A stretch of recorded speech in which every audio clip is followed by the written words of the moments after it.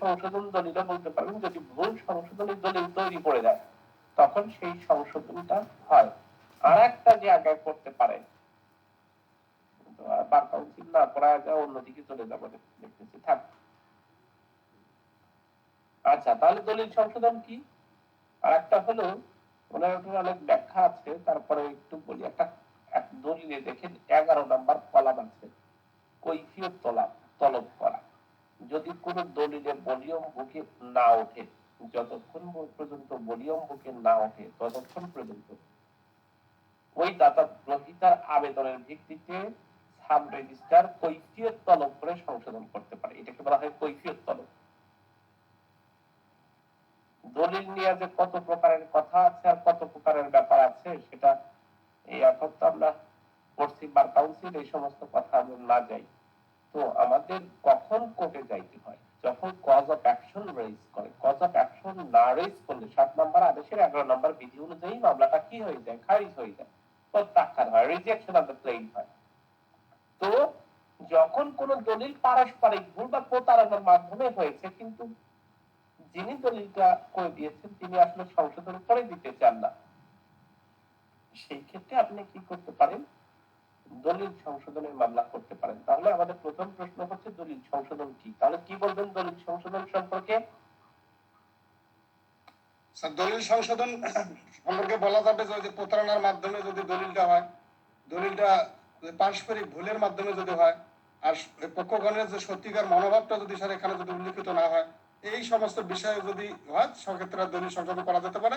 যদি পক্ষগণ যদি যে দলিল দাতা সে যদি সংশোধন করে দিতে দেয়, তাহলে তো ওই যে সাব রেজিস্ট্রি অফিসে ওখানে করা যাবে, যেটা বললেন যে ভলিউমের ওই যে 11 নম্বর আমাদের প্রশ্ন ওখানে এটা জানার জন্য, আমাদের প্রশ্ন তো আর ওই আইনে, তাহলে আইন রেজিস্ট্রেশন অ্যাক্টের কথাবার্তা বলা লাগবে, আমাদের তো রেজিস্ট্রেশন অ্যাক্ট বা কাউন্সিল। জি স্যার, আমরা তো স্যার ওই যে মাঝে মাঝে বলি যে আমাদের তো এই সুনির্দিষ্ট প্রতিকার আইন করতে আগে রেজিস্ট্রেশন আইনটা করা দরকার। আমরা ওই জন্য কিছু বিষয় বুঝি না, সুনির্দিষ্ট প্রতিকারে অনেক কিছু বিষয় বুঝি না। আমি আপনাদেরকে বোঝানোর জন্য এই কথাটা বললাম যে কি কি হয়, ওই কথা লেখার দরকার নাই, আপনারা শুধু 31-এই থাকেন। হ্যাঁ, ওইটা আমি শুধু বোঝানোর কথা বললাম যে একেবারে বেসিক জিনিসগুলো কি। আমরা একটা দলিল সংশোধন কখন চাই, বা দলিল সংশোধনের অর্থ কি? দলিল সংশোধনের অর্থ হচ্ছে পারস্পরিক যদি দলিলের পক্ষগণ দলিল সম্পাদনের যে উদ্দেশ্য সেটা কার্যকর না হয়ে যদি দলিলটা ভুল ভাবে হয়, তাহলে সেই দলিলটাকে ভুলটাকে শুদ্ধ করার জন্য আমাদের দেওয়া সুনির্দিষ্ট প্রতিকার আইনের 31 নম্বর সেকশনে, অর্থাৎ সংশোধন লিখিত বা সংশোধিত করার জন্য আমরা কি করতে পারি? 31-এ কোর্টের কাছে মামলা করতে পারি। তাহলে একটা দলিল সংশোধনের ক্ষেত্রে কি কি শর্ত পালন করতে হবে দাদা? স্যার ওই যে শর্তগুলো তো যেগুলো বললাম স্যার, ওই যে প্রতারণার মাধ্যমে যদি করে, এরপরে পারস্পরিক ভুলের মধ্যে যদি হয়, পক্ষদ্বয় সত্যিকার মনোভাব যদি স্যার ওখানে উল্লেখিত না থাকে, তাহলে এই কটা কারণ দলিলটা সংশোধন হতে পারে। দলিল সংশোধনের মামলা ওই জানার পরে 3 বছরের মধ্যে করা হয়। আর যদি ওই দলিলটা যদি ওখানে সংশোধন করা যায় সাব রেজিস্ট্রি, তাহলে ওখানে হইল। আর না হলে তখন এই আদালতে মামলা করতে হয়, দেওয়ানি আদালতে মামলা করতে হয়। জানার ভুল জানার পর থেকে 3 বছরের মধ্যে 96 অনুচ্ছেদ অনুযায়ী। ওকে, আচ্ছা, দলিল সংশোধনের ক্ষেত্রে নীতিমালা, সুনির্দিষ্ট কিছু মূলনীতি আছে, সংশোধনের মূলনীতি আছে। এই মূলনীতিগুলো কি কি ভাইয়া? স্যার যে মূলনীতিটা তো বলা আছে 33-এ মনে বলা স্যার, সুনির্দিষ্ট প্রতিকার আইনের না, ঠিক আছে স্যার, 33-এ স্যার, জি স্যার, 33-এ বলা আছে যে দলিলটি আসলে কি অর্থে ছিল স্যার, এটা যদি হয়। আর দলিলের অভিপ্রায়টা কি ছিল স্যার, দলিলের ভাষাটা, ওই দলিলের বৈধ ফলাফলটা কি, এটা যদি কি ছিল, সেই 3টি বিষয়ের কথা ওখানে বলা ছিল স্যার। জি, তাহলে একটা লিখিত দলিল সংশোধনের সময় আদালত কি অনুসন্ধান করবে? অনুসন্ধান করবে হচ্ছে দলিলটার অর্থ কি। এটাকে বলা হয় প্রিন্সিপাল। ঠিক আছে, প্রিন্সিপাল অফ রেক্টিফিকেশন। আমাদের ইংলিশেও বলতে পারে যে what is the meaning of principal of rectification. English তো বলবে না, বলবে যে প্রিন্সিপাল অফ রেক্টিফিকেশন বলতে কি বোঝেন। তাহলে ওই 3টা প্রিন্সিপাল আমাদের সবসময় মনে রাখতে হয়। সেটা হচ্ছে দলিল দলিলের অর্থটা কি ছিল, সেটা কি সাবকবলা ছিল, সেটা কি বেলেবাজ হেবা ছিল, নাকি সেটা হেবা ডিক্লারেশন ছিল, নাকি সেটা আপনার মর্গেজ দলিল ছিল, নাকি আমমোক্তার দলিল ছিল, নাকি এক্সচেঞ্জ ডিড যেটাকে আমরা এওয়াজ পরিবর্তন দলিল বলি, এওয়াজ পরিবর্তন দলিল ছিল। আসলে দলিলটা কি উদ্দেশ্যে করা হয়েছিল। দ্বিতীয় নাম্বার হচ্ছে দলিলের বৈধ ফলাফল সম্পর্কে। ফলাফল কি, আমি আসলে একটা বাড়ি কেনার জন্য একটা দলিল করেছি, তাই না? এখন বাড়ি করার জন্য কিনেছি, এটা তো একটা ফলাফল যে আমার কোনো বাড়ি ঘর নাই, আমি বাড়ি করার জন্য ঠিক আছে একটা দলিল এই সম্পত্তিটা কিনেছি। একই সাথে দলিলের ভাষা সম্পর্কে অভিপ্রায় কি ছিল। এই তিনটা প্রিন্সিপালের উপরে ভিত্তি করে দলিল সংশোধনের জন্য কি করা যায়, আবেদন করা যায়। আরো কি প্রশ্ন ছিল, দলিল সংশোধনে মামলা কি মামলা করবে, তাই না? স্যার দলিল সংশোধনে মামলা করবে ওই দলিলে যে কোনো পক্ষের যদি স্বার্থ সংশ্লিষ্ট কোনো ব্যক্তি থাকে তারা, জি স্যার, ওই পক্ষের উত্তরাধিকারী গণ যদি থাকে, উত্তরাধিকার যদি কোনো ব্যক্তি থাকে ওই দলিলের সংশোধনের, এই সমস্ত ব্যক্তি করতে পারে। একটা প্রশ্ন হয়েছিল, একটি সাবকবলা দলিলে জমির পরিমাণ ছিল 35%, কিন্তু প্রকৃতপক্ষে বিক্রয় বা ভুল পরিশোধ হয় 45% জমির পরিমাণ, দখল হস্তান 45 পরিমাণ লেখা থাকে। কবলা দলিলে মালিকের আইনজীবী হিসেবে আপনি তাকে কি পরামর্শ দিবেন? এরকম একটা প্রশ্ন করেছিল, একটা বই একটা দেখলাম, একটা প্রশ্ন আছে লিখিত মাস্টার, এই প্রশ্নটা লিখেছিল না, যে একটি কবলা দলিলে মানে 35-এর কাছে 45 লেখা হয়েছে, একজন আইনজীবী হিসেবে আপনার কাছে আসলো, তাহলে আপনি কি করবেন? সেক্ষেত্রে আপনার পরামর্শ হচ্ছে যেহেতু এটা দলিল সংশোধন। জি জি স্যার, দলিল সংশোধনের জন্য স্যার পরামর্শ দেওয়া হবে স্যার 35 ধারা অনুযায়ী। দলিল সংশোধনের জন্য পরামর্শ দেওয়া হবে, তাই না? দলিল সংশোধনের কোন ধরনের কর্তৃ দিতে হয়? স্যার দলিল সংশোধন তো অ্যাডভোকেট কোর্ট ফি লাগবে স্যার। ওখানে কতদিনের মধ্যে মোকদ্দমা দায়ের করতে হয়? 3 বছরের মধ্যে মোকদ্দমা করতে হবে স্যার, যদি জানার পর থেকে 3 বছরের মধ্যে স্থানান্তর ব্যবস্থা অনুযায়ী তালা দিয়ে দেয়। মোকদ্দমা করতে হবে। ওকে, আচ্ছা, আর একজন বলেন দলিল চুক্তি রদ কি?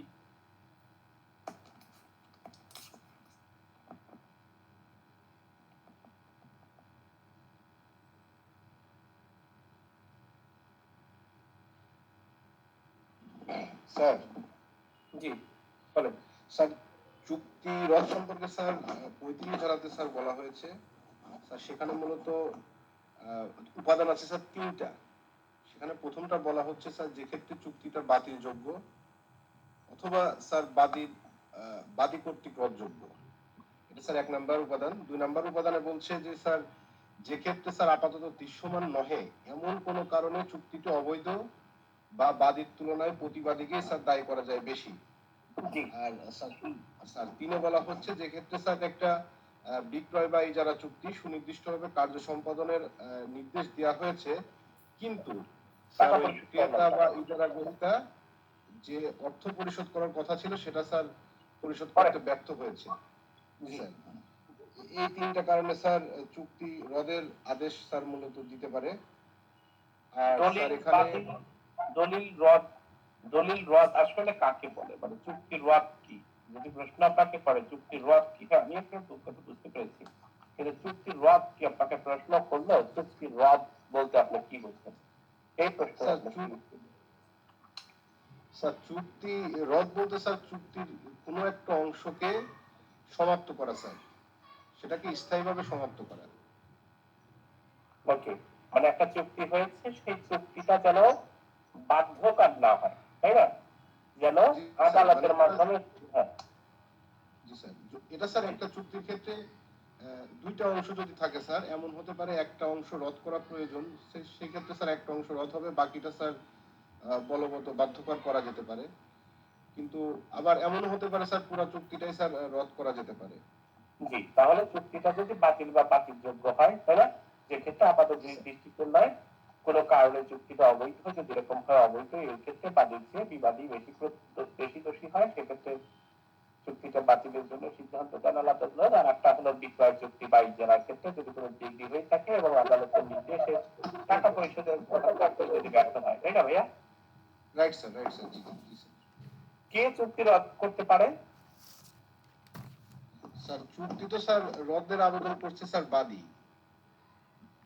চুক্তির স্বার্থ সংশ্লিষ্ট যে কোনো পক্ষই চুক্তি রদের জন্য মামলা করতে পারে, তাই না?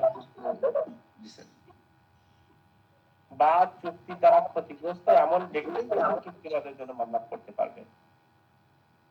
চুক্তির পক্ষ না হলেও হবে, কিন্তু একটা স্বার্থ সংশ্লিষ্টতা আছে, সেক্ষেত্রে চুক্তি বাতিলের জন্য কিন্তু মোকদ্দমা দায়ের করতে পারে সে, যিনি ক্ষতিগ্রস্ত হচ্ছে।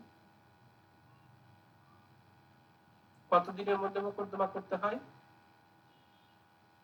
স্যার এটা 114 অনুচ্ছেদ অনুযায়ী স্যার 1 বছরের মধ্যে। এর এলিমেন্ট কি? যদি আপনাকে এলিমেন্টের কথা বলে, এলিমেন্ট কি? স্যার এখানে স্যার 36 ধারাতে তো বলছে স্যার ভুলের জন্য রেসিশন স্যার মিস্টেক, ভুলের জন্য স্যার এটার ফলাফল কি হবে, এটা স্যার 36। আর স্যার 37-এ স্যার বলছে অল্টারনেটিভ পেয়ারের কথা, আর 38-এ বলছে স্যার প্রয়োজন অনুযায়ী আদালত চাইলে ন্যায়পরায়ণ নীতি অনুযায়ী ক্ষতিপূরণ স্যার মঞ্জুর করতে পারে স্যার। জি স্যার এতটুকুই তো জানি স্যার। এখন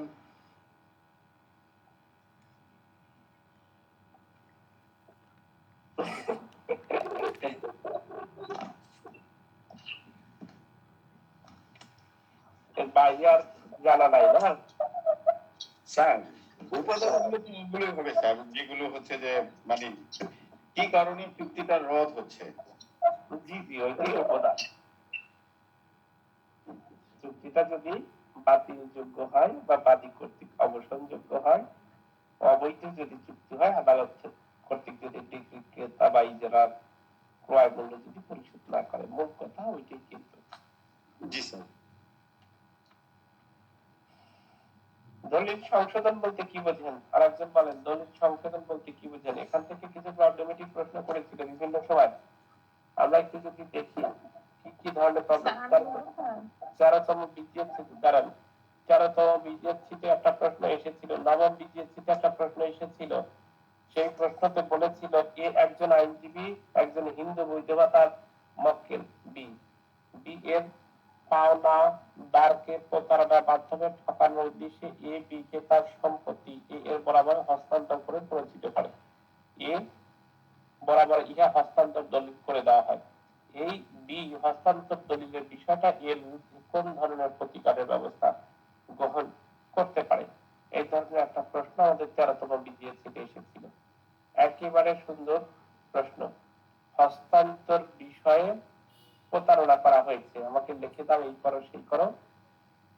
এই ধরনের প্রশ্ন দেখবেন যে মূলত কি হয়েছে, ওই চুক্তিটা অর্থাৎ এ বি এর সম্পত্তি হস্তান্তরের জন্য যদি প্রতারিত করেছে, সুতরাং হস্তান্তর চুক্তিটাকে অবৈধ বলে গণ্য করা হবে। সেক্ষেত্রে বাদী বি এর চেয়ে বিবাদী এ কে দোষী সাব্যস্ত করা হবে এবং দলিলটা রদের ব্যবস্থা গ্রহণ করা যেতে পারে। এই ধরনের একটা প্রশ্ন এসেছিল। প্রশ্ন আর একটা করেছিল নবম বিজিএসসিতে, এখান থেকেই প্রশ্ন আর একটা হয়েছিল। এক্স একটি বাড়ি জেটের নিকট বিক্রি করে, বাড়িটা আঙ্গিনা দিয়ে ওয়াই এর বাড়ির সকালে যাতায়াতের অধিকার ছিল, যা এক্স জেনে শুনে জেটের কাছ থেকে গোপন করে। জেটের প্রতিকার কি? তাহলে এই চুক্তিটা সে বাতিল চাইতে পারে, কারণ সে গোপন করেছিল। দলিল বাতিলটা কি? জি বলেন, আপনার বলেন দলিল বাতিল সম্পর্কে কি জানেন? দলিল বাতিলের মোকদ্দমা কে করতে পারে? দলিল বাতিলের উপাদানগুলো কি?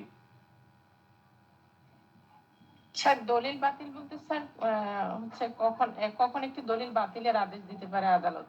সেক্ষেত্রে আমরা বলতে পারি যে ক্ষেত্রে একটি লিখিত দলিল হচ্ছে স্যার বাতিল মানে ভয়েড অথবা ভয়েডেবল, বাতিল অথবা বাতিলযোগ্য, উপরোক্ত দুইটি ক্ষেত্রে স্যার দলিলটা বাতিলের জন্য আবেদন করতে পারবেন স্যার দলিলের যে কোনো পক্ষ, এবং যে ব্যক্তি স্যার দলিলের পক্ষ নয় কিন্তু দলিল কার্যকর হলে মারাত্মক ক্ষতির সম্ভাবনা হতে পারে, সেক্ষেত্রে স্যার দলিল বাতিলের আবেদন করতে পারে। অতএব দলিল বাতিলের আবেদন স্যার যে কেউ করতে পারে, দলিলের পক্ষ কতদিনের মধ্যে করতে পারে, কত নাম্বার আর্টিকেল? দলিল বাতিলের আবেদন করতে পারবে স্যার 3 বছরের মধ্যে, আর্টিকেল 91-তে বলা আছে। 91 আছে। আর রেজিস্ট্রিতে একখানা দলিল কোন পক্ষ যদি ওই দলিল বাতিল করতে চায়, সেই ওই ক্ষেত্রে কপিটা স্যার রেজিস্ট্রি অফিসে জমা প্রদান করতে হবে। দলিল বাতিলের কপিটা রেজিস্ট্রি অফিসে জমা প্রদান করতে হবে।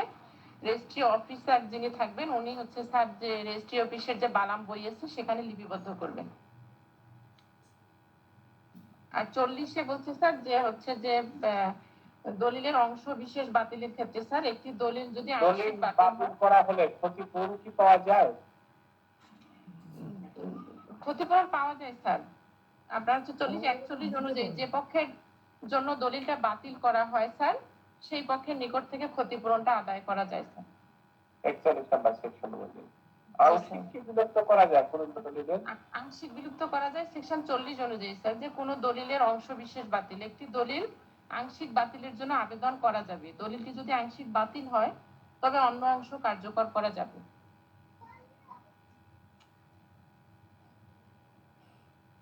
দলিল বাতিল, তাহলে দলিল বাতিলের কয়টি কারণে দলিল বাতিল হবে? 3টা কারণে, তাই না?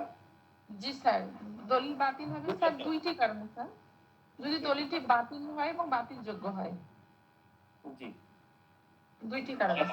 আরেকটা, দলিল বাতিল এবং বাতিলযোগ্য আর অনিষ্পন্ন অবস্থায় যদি রেখে দেওয়া হয় তাহলে মারাত্মক ক্ষতির কারণ হবে তার। জি, ওইটা তো বললাম যে যে ব্যক্তি হচ্ছে দলিলের পক্ষ নয় কিন্তু হচ্ছে যে দলিলটা যদি কার্যকর হয় সেক্ষেত্রে মারাত্মক ক্ষতির সম্ভাবনা আছে, সেক্ষেত্রে হচ্ছে যে কেউ দলিলটা বাতিলের মোকদ্দমায় বাদীকে কি কি প্রমাণ করতে হয়? একটা দলিল বাতিল করতে চাচ্ছেন, সেক্ষেত্রে বাদীকে কি কি প্রমাণ করতে হবে?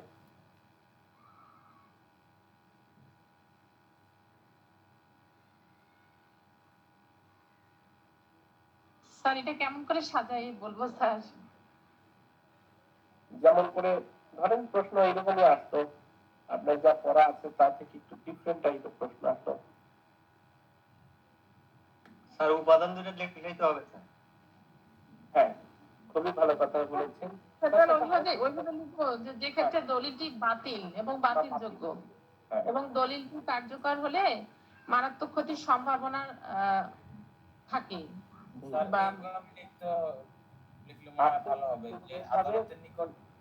সুন্দরভাবে আদালতের কাছে একজন দলিল বাতিলের ক্ষেত্রে বাদীকে প্রমাণ করতে হবে দলিলটা বাতিল বা বাতিলযোগ্য। এই সম্পর্কে আপনাকে প্রথম কথা লিখবেন যে যে দলিলটা দেওয়া হয়েছে এই দলিলটা আসলে বাতিল বা বাতিলযোগ্য, অর্থাৎ যেই ব্যক্তি দলিলের বাতিলের আবেদন করবে তাকে প্রমাণ করতে হবে কি। দেখেন, আবার আর একটা কথা বলা হয়েছে, যে কথা আমি বলছি যে দলিল বাতিলের মোকদ্দমায় কিন্তু দলিলের পক্ষ হওয়ার প্রয়োজন নেই। এখন মসজিদে সবাই নামাজ পড়তে যায়, কথার কথা দেখেন, একটা রাস্তা আছে দীর্ঘদিন ব্যবহার করা হচ্ছে, হঠাৎ করে মসজিদের সামনের যে রাস্তা সেই রাস্তা থেকেই একজন বিক্রি করে দিল, তাহলে এই দলিলটা যদি থাকে তাহলে কি হবে? ক্ষতির সম্মুখীন। এখানে দলিলের দাতা গ্রহীতা কিন্তু দুইজনই সন্তুষ্ট, যাবে কিনে একজন বেচছে আমি কিনছি,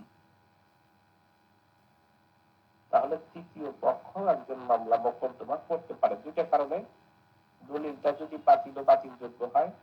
নাম্বার 2 হচ্ছে যদি আদালতকে সন্তুষ্ট করা যায় যে যে পরিমাণ ক্ষতি হবে, অর্থাৎ দলিলটা যদি চলমান থাকে, তাহলে বা দলিলটা যদি অনিষ্পন্ন অবস্থায় ছেড়ে দেওয়া হয় তাহলে গুরুতর ক্ষতি হওয়ার সম্ভাবনা রয়েছে। সেই ক্ষেত্রে কোর্ট সাধারণত দলিল সংশোধনের জন্য, দলিল বাতিলের জন্য আবেদন করতে পারবেন কোর্টে। ওই কথাগুলোকেই সুন্দরভাবে সাজিয়ে দিলেই হবে।